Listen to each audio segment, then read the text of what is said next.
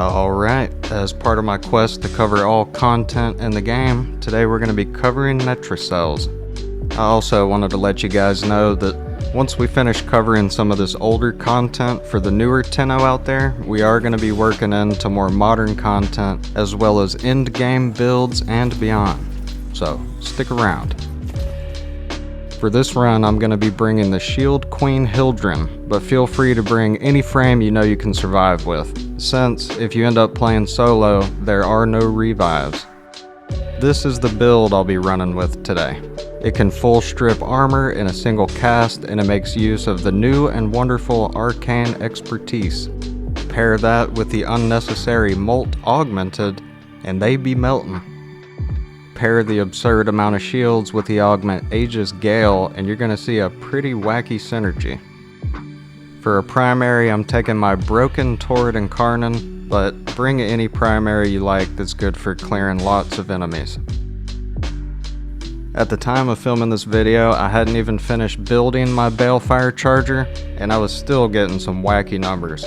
So check back for a follow-up video where I show its true potential. Now that we've got our build together, we're going to head to Sanctum Anatomica on Deimos. Then we're going to fast travel to our buddy Tagfer. This is a weekly activity that uses tokens called Search Pulses, meaning you can only run this 5 times a week, but I recommend saving the other 4 for Temporal Archimedia and Deep Archimedia, but we'll cover that at another time. Now we're going to head into this chamber so we can get started. Immediately when you load in, you're going to see 4 glyphs highlighted. They're the keys to the vault, and it's mandatory that we pick up all 4 of them. The first one has a debuff that states, lose health every second. Killing enemies restores health. So we gotta keep taking enemies out. The next one says, lose 2 energy per second for each enemy within 10 meters of you. Hildryn doesn't care too much about that, now does she? The next one states, every time you take damage, you also suffer slash status effect. Hildryn can status cleanse on demand. And lastly, we have slain enemies explode with void energy. That one sucks, but we'll be alright. Now that we have all 4 glyphs, we're gonna hack this console and start searching for the Netracell.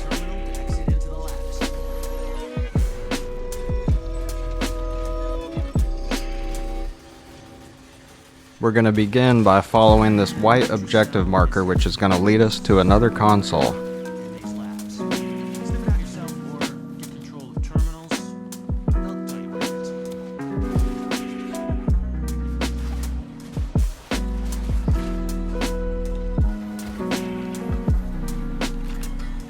Hacking it is going to further narrow the search radius for the Netracell.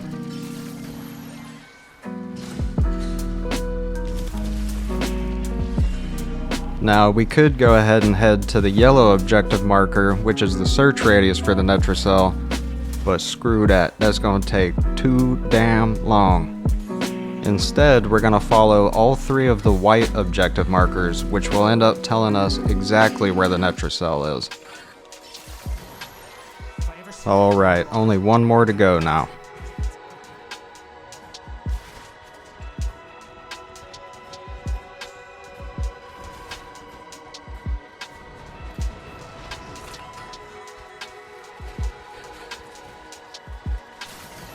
Now only the yellow objective marker remains, and that tells us exactly where the Netracell is.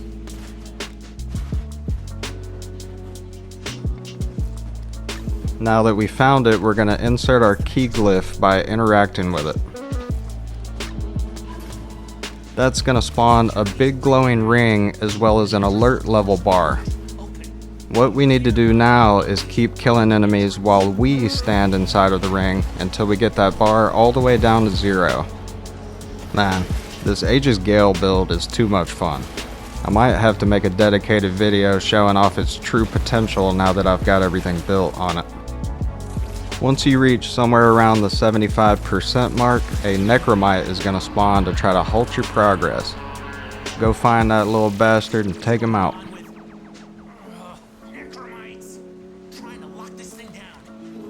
They do tend to try to hide somewhere, so I recommend listening out for the funny little noises they make. Now that we've taken them out, we're going to return to the circle and continue killing enemies.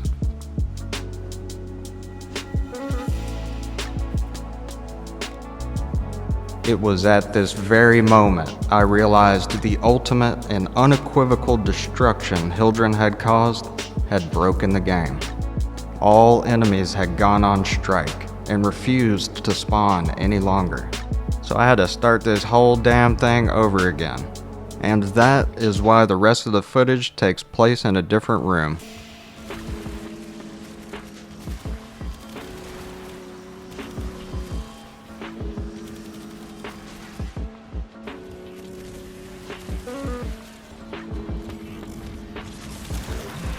Once again, a necromite will spawn, so we have to go take him out.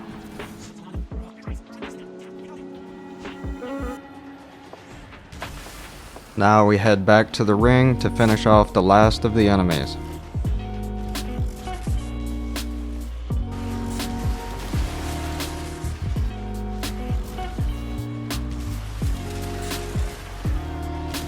For the last quarter of the bar, you're going to get an alert that says enemy intensity increasing.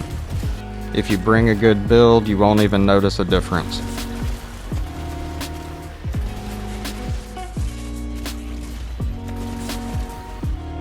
Once we reach 0, it's time to open the Netracell and collect our rewards.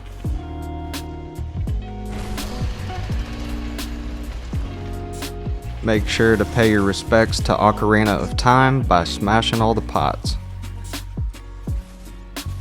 Once you're done with that, the true prize waits at the top of the stairs.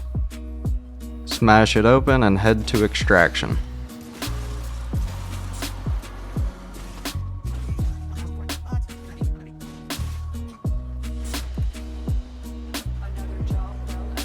This time we got an Archon shard, but you can also get melee arcanes and melee arcane adapters. Thank you very much for watching. Stay tuned for the next one.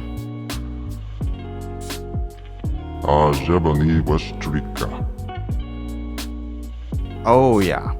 Have a good week, everybody.